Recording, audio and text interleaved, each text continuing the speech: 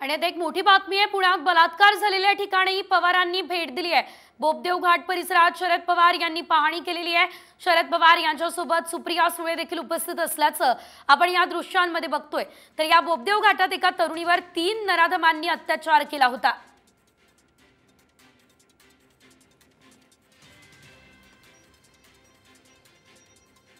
बोपदेव घाटामध्ये मुलीवरती अन्याय अत्याचार करण्यात आला आणि याची पाहणी सध्या शरद पवार करताना पाहायला मिळतात। सुप्रिया सुळे यांनी पाहणी केलेली आहे। 8 दिवस झालेले आहेत, आरोपी अजूनही सापडलेले नाहीत।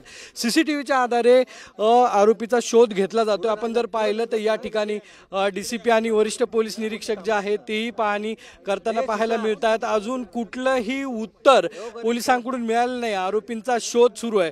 मात्र आपण जर पाहिलं तर याच घाटामध्ये 3 नराधमाने मुलीवरती अन्याय अत्याचार जो आहे तो केलेला होता आणि आता या घटनास्थळाची पाहणी जी आहे ती शरद पवार आणि सुप्रिया सुळे यांनी केलेली आपल्याला पाहायला मिळते।